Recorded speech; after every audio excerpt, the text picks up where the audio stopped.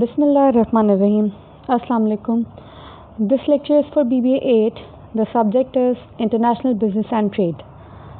This is our lecture number 16, which is delivered by Ms. Zahra Arif. Today, in this chapter, that is chapter number 3, we will discuss about the political economy and the economic development. Now, the question is that what determines a country level of economic development? So, there are two indicators. One is gross national income and the other is purchasing power parity. What is gross national income? Gross national income or per person measure that total annual income received by the resident of the nation. Whereas PPP is the purchasing power parity. This explains that what determines the level of economic development of a nation. Japan, Sweden, Switzerland and the United States rank among the highest of the GNI.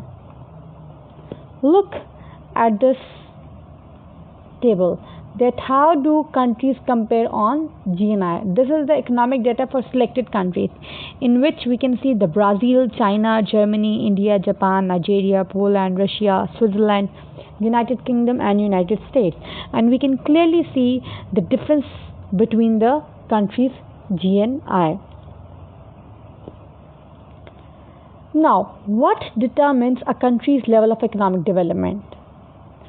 Official figures can also be misleading because they do not account for black economy transactions. In addition, GNI and PPP data are static and do not consider economic growth rate. So it is estimated that black market transaction in India could account for as much 50% of GDP.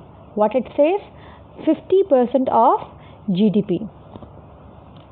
Again, in this we can see the growth rate of different countries. We can identify the macro political and economic changes taking place worldwide. Now, what determines a country's level of economic development? A Nobel Prize winning economist, Amartya Sen, has argued in his theory of social development that development should be assessed less by material output measures such as GNI per capita, GDP per capita, and more by the capabilities and opportunities that people enjoy.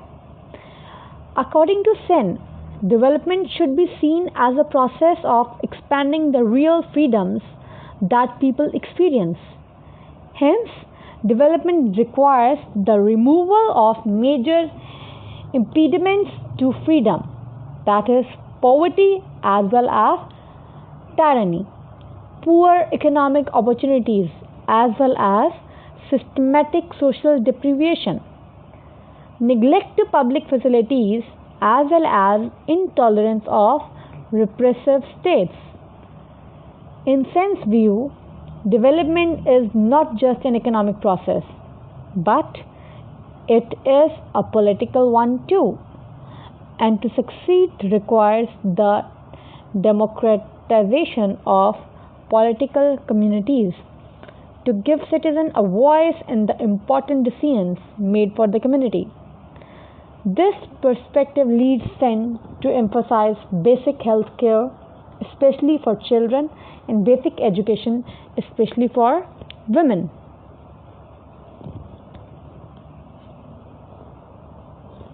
Sen's influential thesis has been picked up by the United Nations, which has developed the Human Development Index to ensure or to measure the quality of human life in different nations. So, the Human Development Index is measured on three bases. That is, number one is life expectancy at birth, that is, which is a function of health care. Education attainment, which is measured by the combination of adult literacy rate and enrollment in primary, secondary and tertiary education. and whether the average incomes based on purchasing power parity estimates are sufficient to meet the basic needs of life in a country.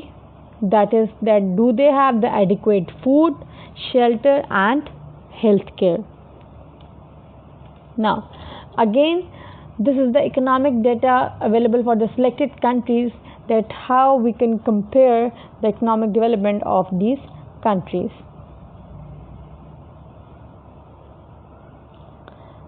Now the question arises that how does political economy influence economic growth? A country's economic development is the function of its economic and political system. Economic freedom associated with the market economy creates greater incentives for innovation and entrepreneurship than either a planned or a mixed economy. The opening case. Revolution in Egypt explores the recent bloodless revolution in the country that has opened the door to economic progress.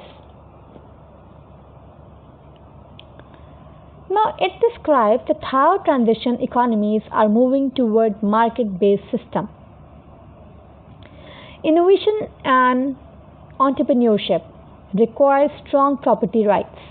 Without strong property rights protection, businesses and individuals run the risk that the profits from their innovative efforts will be expropriated either by criminal elements or by the state.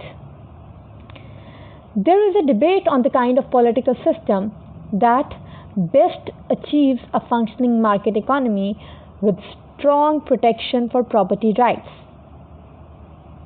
People in the West tend to associate our representative democracy with the market economic system, strong property right protection, and the economic progress. Building on this, we tend to argue that democracy is good for growth. However, some totalitarian regimes have fostered a market economy and strong property rights protection and have experienced rapid economic growth. Four of the fastest growing economies of the past 30 years, South Korea, Taiwan, Singapore, and Hong Kong, had one thing in common at the start of their economic growth: undemocratic governments.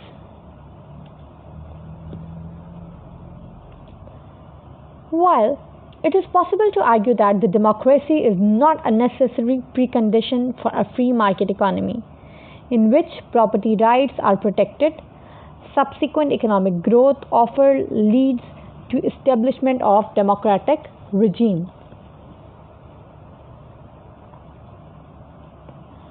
Country focus. Emerging property rights in China explores the implications of a new property law that took effect in China in 2007. In China, all land belongs to the state. Land is leased to the urban users for 40 to 70 years and to rural users for 30 years. Under the new law, urban and rural land leaseholders now have the right to automatically renew their leases or be fairly compensated if the land needs to be used for other purposes.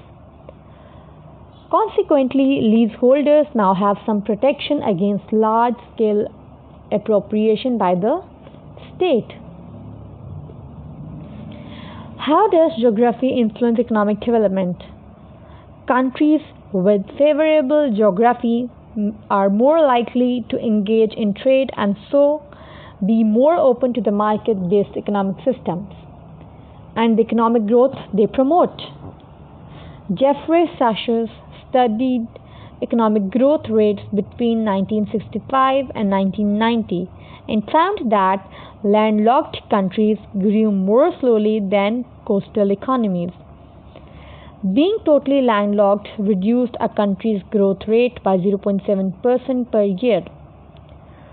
Tropical countries grew more slowly than countries in temperate zones.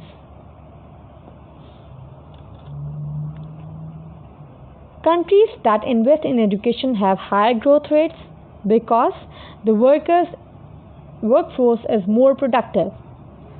Countries in Southeast Asia have offset their geographical disadvantages by investing in education. For example, Indonesia, Malaysia, and Singapore. Now, how is the political economy changing? There are two trends are evident. First, during the late 1980s and the early 1990s, a wave of democratic revolutions swept the world. Secondly, totalitarian governments collapsed and were replaced by democratically elected governments that were typically more committed to the free market capitalism than their predecessors had been.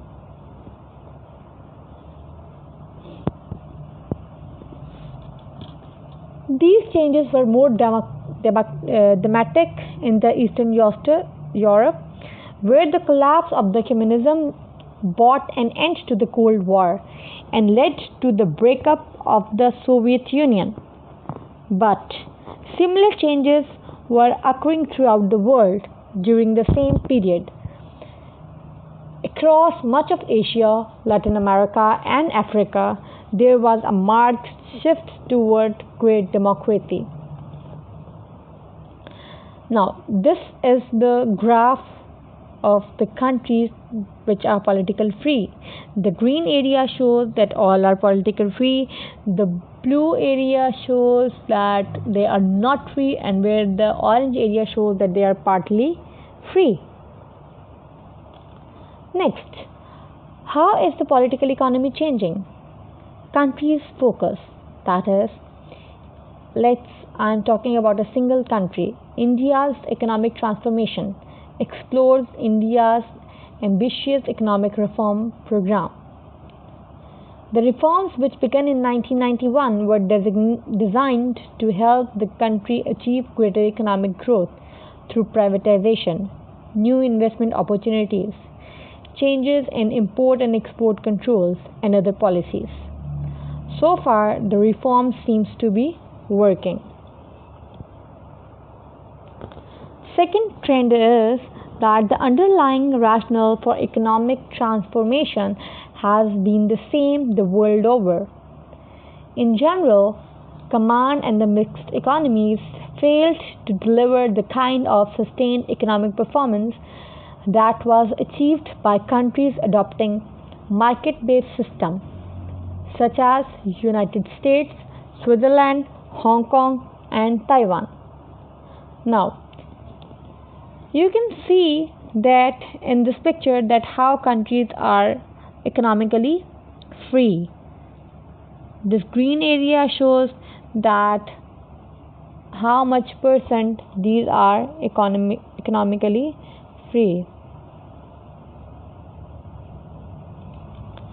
So green area shows that these are 80 to 100% free. Then light yellow, like yellow color, shows that these are 70 to 79.9% mostly free. 60 to 69.9% shows that is the blue area that they are moderately free. The red one, that is 50 to 59.9%, they say that they are mostly unfree. Whereas the orange one shows that 0 to 49.9% they are repressed.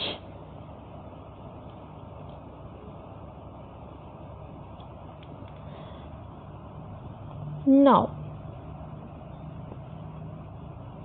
what is the nature of the economic transformation? The shift towards a market-based system involves deregulation, removing legal restrictions to the free play of the markets, the establishment of private enterprises, and the manner in which private enterprise operate. Deregulation. And the second is privatization. Privatization transfers the ownership of the state property into the hands of the private investors. The creation of the legal system to safeguard property rights. Without a legal system that protects property rights and without the machinery to enforce that system, the incentive to engage in economic activity can be reduced substantially. What does the changing economy mean for managers? It explains the implication of the management practices of national differences in political economy. Markets that were formerly off limits to Western business are now open. Firms need to explore opportunities in these markets. Despite being underdeveloped and poor, some markets have huge potential. Like China has 1.2 billion people, India has 1.1 billion people, while Latin America has just 400 million potential consumers. Now, what does the changing economy mean for the managers? However, the potential risks are large. Will democracy thrive, especially in difficult economic times? Will totalitarian regime return? Will a multipolar world of different civilization emerge? Or will China's financial system be stable? So, what are the implications of political economy differences for managers? Countries with democratic regimes, market based economic policies, and strong property rights protection are more likely to have higher sustained rates of economic growth. These markets are more attractive to international businesses. The benefits, cost, and risks of doing business in a country are a function of the country's political, economic, and legal systems. The benefits of doing business in a country are the functions of free market size, the purchasing power of its consumer, and their likely future wealth. For example, in 1960, South Korea was unremarkable third world nation. Today, it is 11th largest economy in the world as measured by GDP. Firms that recognize the country's potential have benefited from the stunning growth. Now, what are the implications of political economy differences for managers? The cost of doing business in the country are functions of its political system, economic level, and legal system. Now, there is an example that the McDonald's found that it needed to make numerous investments in Russia in order to ensure the quality of its supplies. The risk of doing business in the country are the functions of political risk, economic risk, and legal risk. Political risk is the likelihood that the political forces will cause drastic changes in the country's business environment that adversely affect the profit and the other goals of the business enterprise.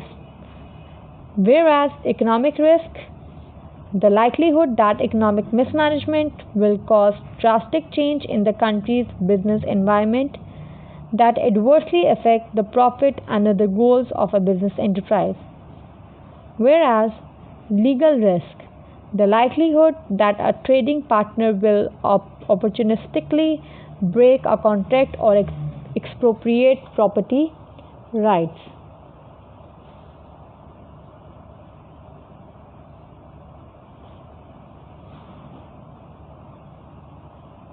So, the overall attractiveness of the country has a potential market and investment site for an international business depends on balancing the benefit, cost, and risk associated with doing business in that country. Other things being equal, the benefit cost risk trade off is likely to be most favorable in politically stable, developed, and developing nations that have free market systems and no dramatic upsurge in either inflation rates or private sector debt.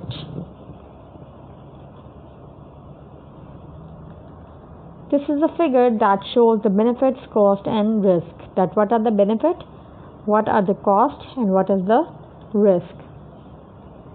Here is the assignment for you guys that describe how political economy contribute towards improving business in a particular country, and also describe the pros and cons of globalization. Thank you. Have a nice day.